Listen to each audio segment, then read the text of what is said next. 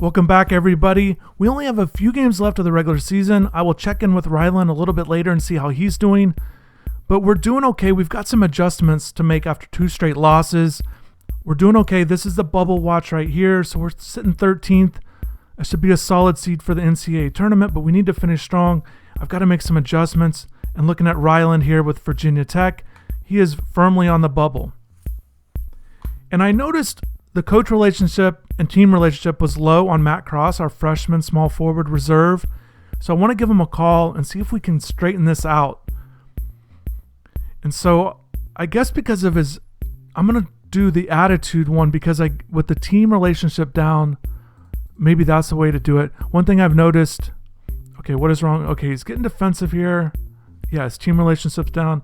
Hey, coach, maybe I'm not the only one with the problem here. Maybe you should talk to the other guys. Anything else? Minor job. Okay, that is not going well.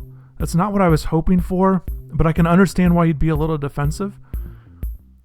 And I know the phone call stuff is a little tough, but I'm trying to get that stuff up. We got to get things right late in the season here. So I'm going to see if I can maybe encourage him a little bit here and get these relationship meters up. Again, he's our freshman. Let's try to get him to shoot some more threes. That's his biggest attribute, and we definitely could use it off the bench. We only have about a few games left. Okay, he doesn't like okay, this is not going too well here. Okay, I gotta back out of this. This is not going the way I would like, but I thought it would work out, and we'll just see what happens. So I've adjusted the rotation. I want to show you guys. I'm going back to four guard line, or I'm going back with Wardenberg. I'm going with 2 post players instead of the 4 guards. I'm moving Timberlake from the 6'6" Timberlake from power forward back to small forward in his more natural position. It's what I prefer, and we'll see how this goes. I've also made some changes on some strategies, a little bit more man defense, and changing our offensive strategies as well.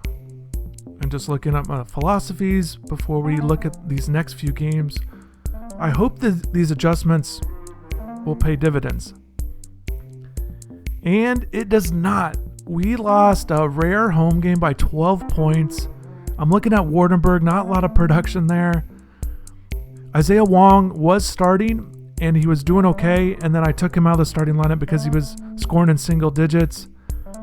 I'm trying to jumpstart the team here. So now we've slid to 3rd. We have not been 3rd for a while. We were holding down that number 2 spot for a long time. And now oh my goodness. Okay, so now we've lost to Pittsburgh. We've lost 4 straight games. This thing is falling apart. Okay, again, Wardenberg not productive in that 4 spot. I thought I needed to make that move to, we got blown out against Duke. We were down by 20.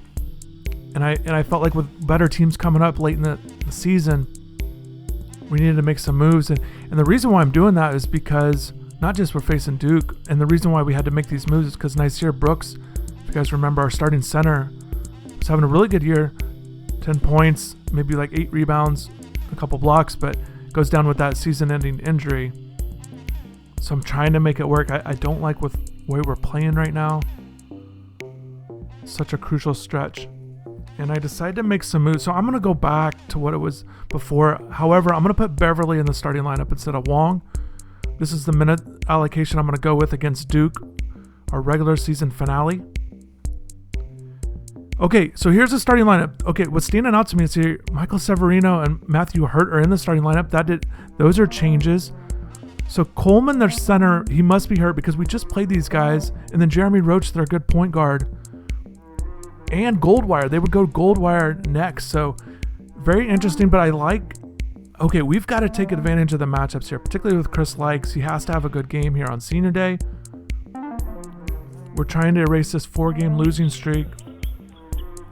I don't feel great about this matchup, but I thought, with Timberlake at the 4 going against Jalen Johnson, that is not ideal, but it just didn't seem like things were working very well for us. Okay, and DJ Stewart already, this guy, he scored 29 points against us in the first game. If you guys remember, we were down by 20. I think we cut it to 15 and lost. Stewart had 29, really good freshman shooting guard. And then Wendell Moore Jr., I think he's going to be player of the year in the conference this season. He had a triple-double against us. So we certainly, and then Jalen had dealt with foul trouble, so he didn't do a whole lot. So we'll see. I'm moving Beverly to the 3. Hopefully for more defense. Before I moved Wong to the 2, McGusty to the 3. I felt like McGusty's more natural at the 2 guard spot. Thought Beverly at 6'5" could handle that 3 spot. Okay, yeah, Stewart. Okay, we're hanging in there though. Again, this is not the way that I'd like to be playing down the stretch. So we've got the ACC tournament. And those will give us some games as well. Yeah, we have no answer for Stewart here. So just, kind of recapping our team here. Since it's senior day, Lykes is a senior and McGusty are seniors. The way we'll look for next year with Wong and Beverly handle those 2 starting spots. Also seniors are, I mentioned Nasir Brooks, a center. Okay, oh my goodness.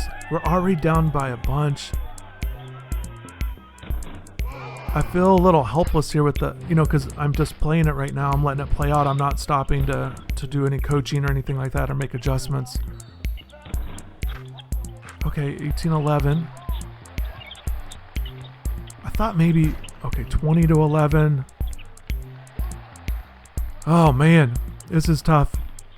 But it is what it is. We'll stick with it. Okay. Get a bucket there, but Brooks a senior. We have to replace him. Sam Wardenberg as well as a senior.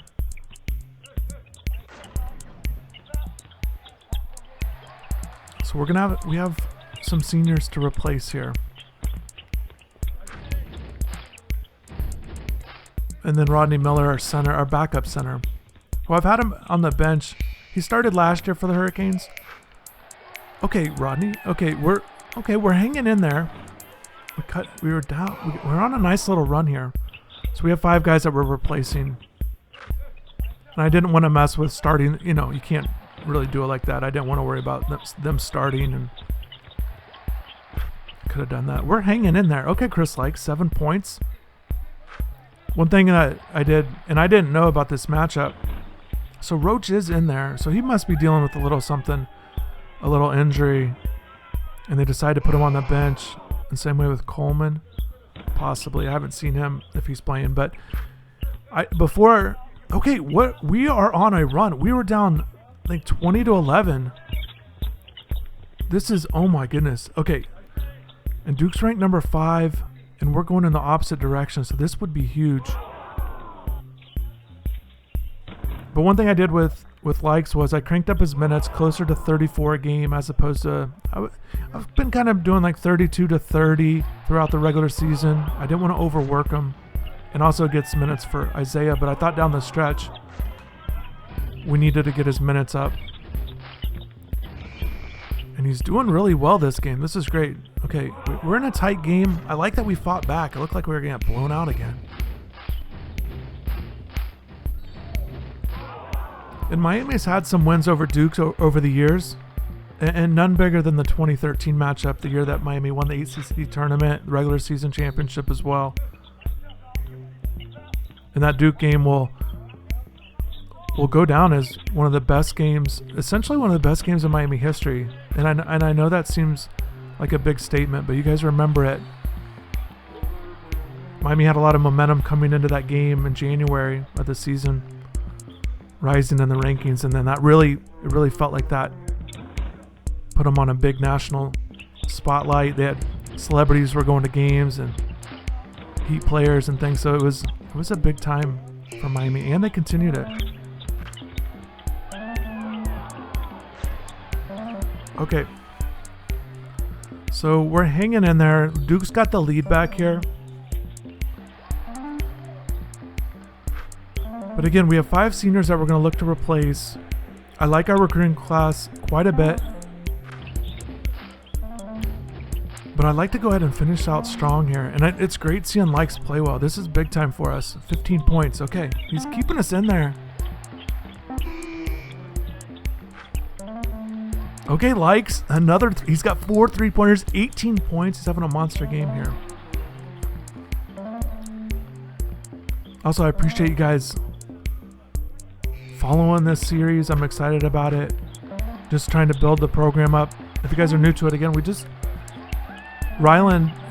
friend Rylan is handling Virginia Tech, and I'm handling Miami. We go throughout the season, recruit, set lineups, do all the managerial stuff with the program. And we don't play the games. This is how the games get played out. Okay, Matt Cross has 9 points. Okay, we're up 50-40. That's crazy. Okay, we got 50 points in the first half. Chris Lykes is going off with 21 points. That's crazy. 5 3-pointers. You guys can only imagine what that would look like at the Watsco Center on senior day. Duke is doing well with their top players. All 3 of them are going off. Coleman's not playing. Roach only playing a little bit, but not doing much. He must be dealing with an injury. Their top 3 guys are just really good, and we don't really have much of an answer for them. But if we have Chris Lykes going, so Matt Cross, that phone call must have done, I don't know, maybe it did go over well. He's having a great first half for us off the bench, and we'll certainly take that. We need in a game like this. We will take it all. So 50 points in the first half. It's like KU Oklahoma in the 88 championship game here. Okay. So I'm going to slow down the pace a little bit in the second half so we can see how this thing goes. And I think if you guys have been watching Lykes over the years, he certainly has that ability, and you saw it a lot last season. Just that ability to catch fire and really pour it in. So I shouldn't be surprised that he would do it with a matchup advantage and in such a big game on senior day. He already has over 1,000 points in his career.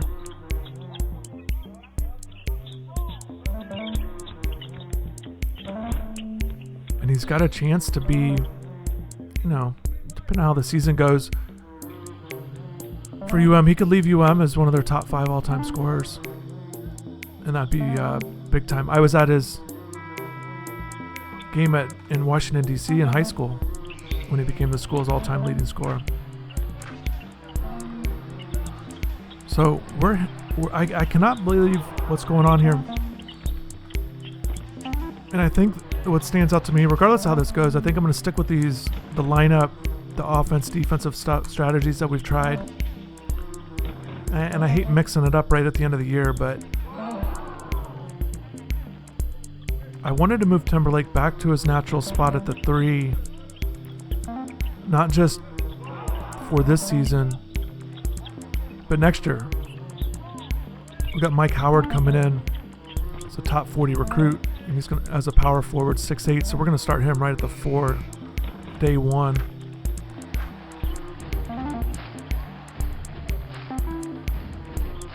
And so I wanted Timberlake to kind of just make that adjustment and just go back there. At 6'6", he's,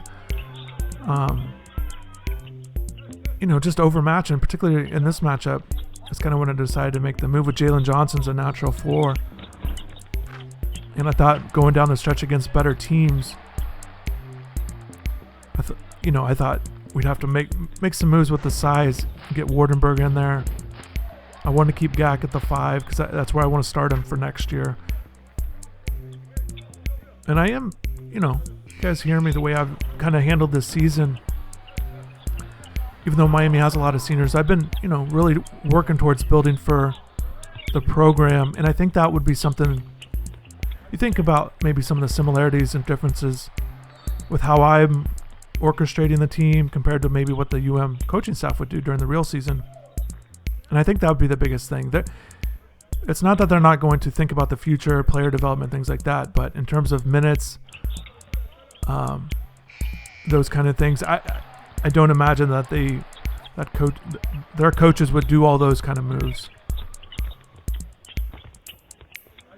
Even to the point where I've even, I even kind of keep Lykes and McGusty down on minutes a little bit just because I want to get minutes to Wong and Beverly for the future. So anyways, it's just kind of my thought process. And we're doing really good. Again, their top guys are just doing really well. Certainly a big game for us here. Matt Cross, I can't get over that phone call. Completely did not go well. And that's what happens sometimes with this game. I've noticed with recruiting, it's the same way. They get a little fiery too, so.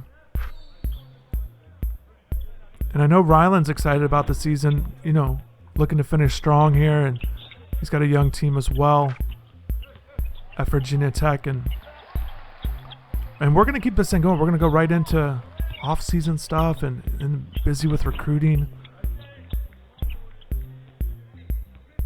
Man, this is a big win for us. If we can hold on, we're up 14-11 to go. They have so much firepower, though. Lykes has slowed down a little bit. A little bit of a concern. And they clearly can make up ground here. The reason why it's big, though, just stop this losing streak. Lost 4 in a row, really tumbled at the wrong time. And maybe, you know, thinking back, I don't know if I should have just, you know, we had those 2 losses. That's why I made the move to go small. Or, I mean, to make the adjustment to go back big. Maybe I should have stuck with that and not switched off. It seems like we're playing okay here. I just don't know how sustainable it is.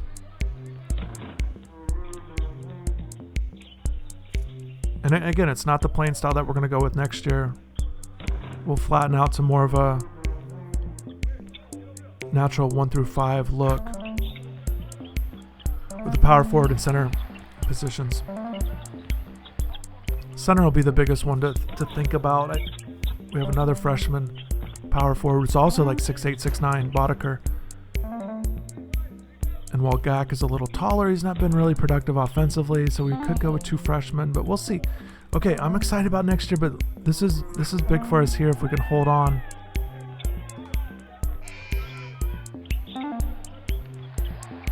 And definitely it looks like, you know, we're going to make the tournament, so that'd be big, but ultimately what we're trying to do with this dynasty is get Miami into the Final Four for the first time in school history. A lot of things would have to go right in the NCAA tournament for it to happen this year.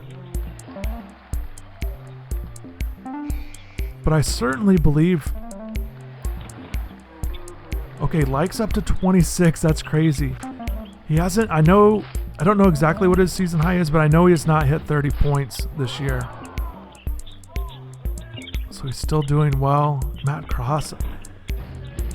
You know, McGusty's not having a huge day, but everybody's just kind of chipping in a little bit. And Moore's having another big game. Again, I think he's going to be, it looks like, because Duke's going to win the conference regular season, and Wendell's averaging like 20 and 11 or whatever it was when you looked at the lineup. So he's obviously having a good year. And DJ Stewart, we have no answers for him.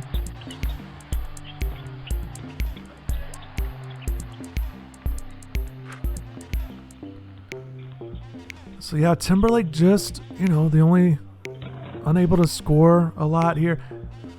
And that's kind of the it's probably the biggest sacrifice that with the team, moving him to the 4 because he's not as productive. And Beverly, I don't know. Beverly didn't have a game. Really, it's just been Lykes. Our defense put more emphasis on that. So that's helped. But we had 50 points in the first half. It is clearly much different here. Okay. They're getting some points here. Again, they've got guys in that typically don't play. And we're certainly benefiting from that, no doubt. But regardless, Duke's number 5. This would be a big one for us.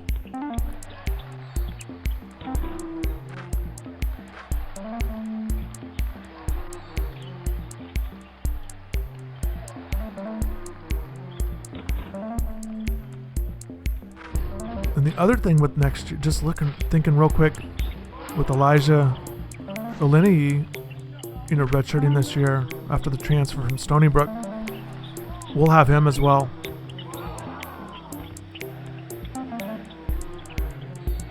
for one season. So maybe he'll start at the 2 and Beverly off the bench. We'll just have to see for next year, just kind of thinking ahead.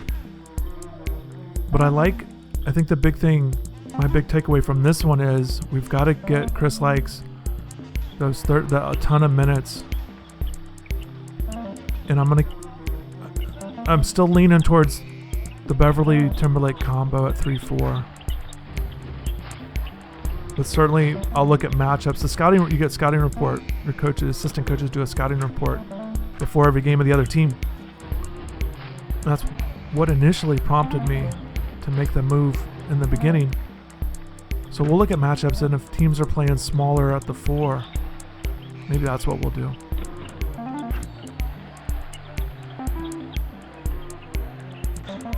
Oh no, okay, it's only 6 points. Okay, we got a couple free throws.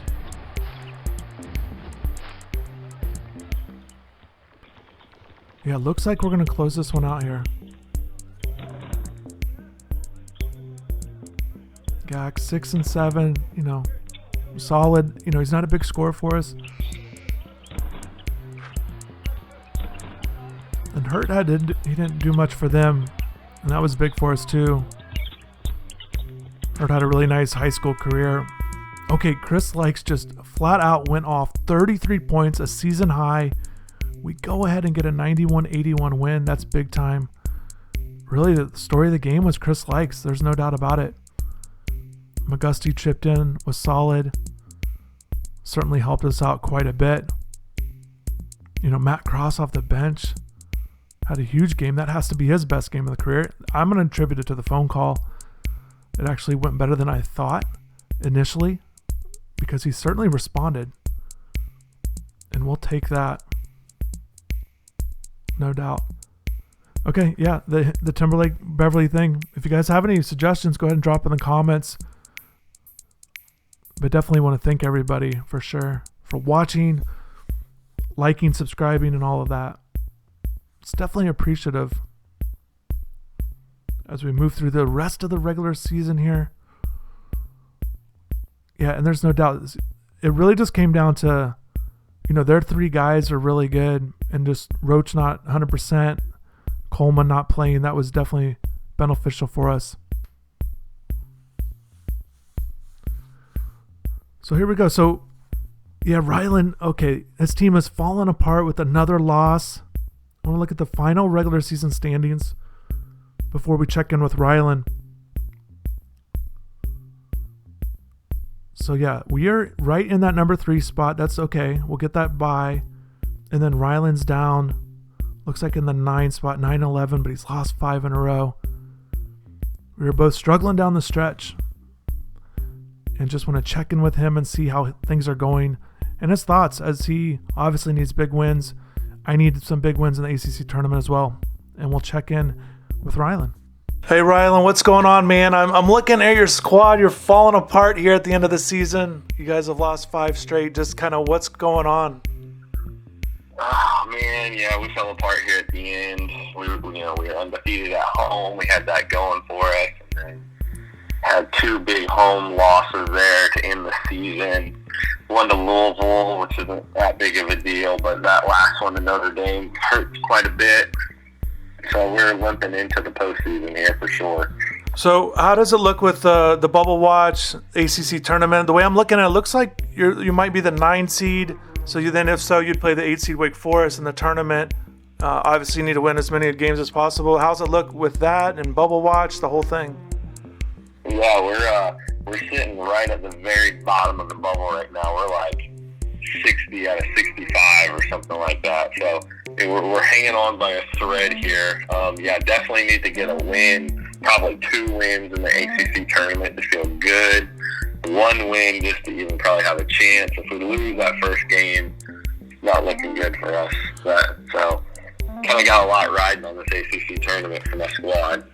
Yeah, so that's the big news. Both of us need to have a good showing there. So yeah, next episode we'll get the ACC tournament going and see how it goes. Maybe we can have a long run there and get some wins here. All right, we'll see you. All right, later.